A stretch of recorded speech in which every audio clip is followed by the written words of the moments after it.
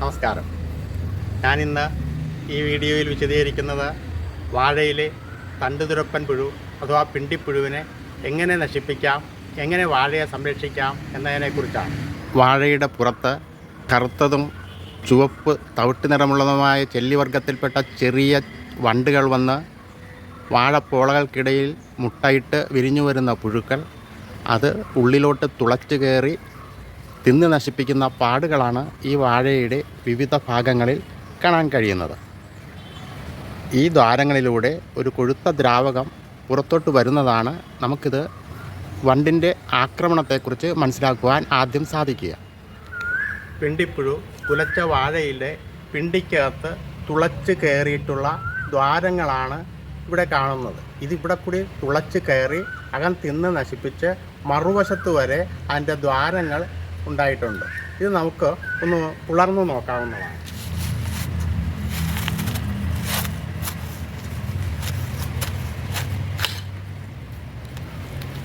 രണ്ടായി ഇളർത്തിയ ഭാഗങ്ങളാണ് ഇവിടെ കാണുന്നത്. ഇതിൻ്റെ ഉൾഭാഗത്തുള്ള പിണ്ടിപ്പുഴു തിന്ന് നശിപ്പിച്ചിരിക്കുന്നത് കാണാൻ കഴിയും.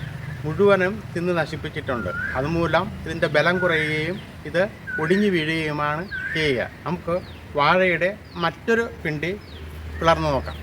നമുക്ക് ഇത് പിളർത്തി നോക്കാം. ഇതിനകത്ത് വണ്ടുകളുണ്ടോ എന്നുകൂടി അറിയാൻ കഴിയും. ഇതിനകത്ത് വണ്ടുകളുള്ളത് നമുക്ക് കാണാവുന്നതാണ്.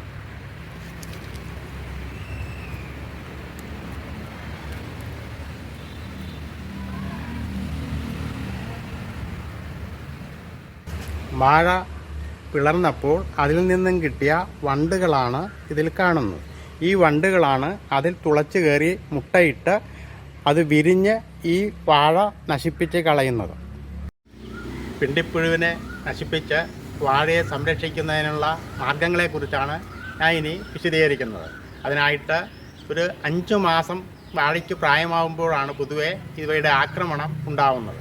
അതുകൊണ്ട് വാഴയുടെ പുറത്ത് അതിൻ്റെ വാഴപ്പോളയിൽ വേപ്പെണ്ണ എമൽഷൻ സ്പ്രേ ചെയ്ത് കൊടുക്കാവുന്നതാണ്. വേപ്പെണ്ണ എമൽഷനിലുള്ള കീടനാശിനി ഇവയെ നശിപ്പിക്കുന്നുണ്ട്. കൂടാതെ 50 ഗ്രാം വേപ്പിൻ കുരു വെള്ളത്തിലിട്ട് കുതിർത്ത വാഴയുടെ ഇലയുടെ കവിളുകളിൽ ഇട്ട് കൊടുക്കാവുന്നതാണ്. അതിൽ നിന്നുമുള്ള വെള്ളം ഊറി അതിൻ്റെ താഴേക്ക് ഇറങ്ങി ഇതിനെ നശിപ്പിക്കുന്നുണ്ടാവും.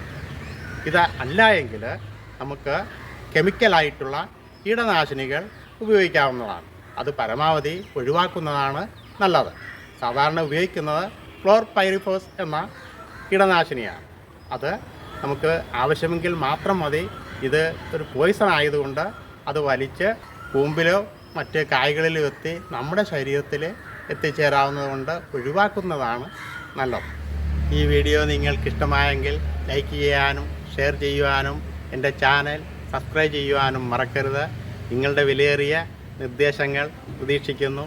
നന്ദി, നമസ്കാരം.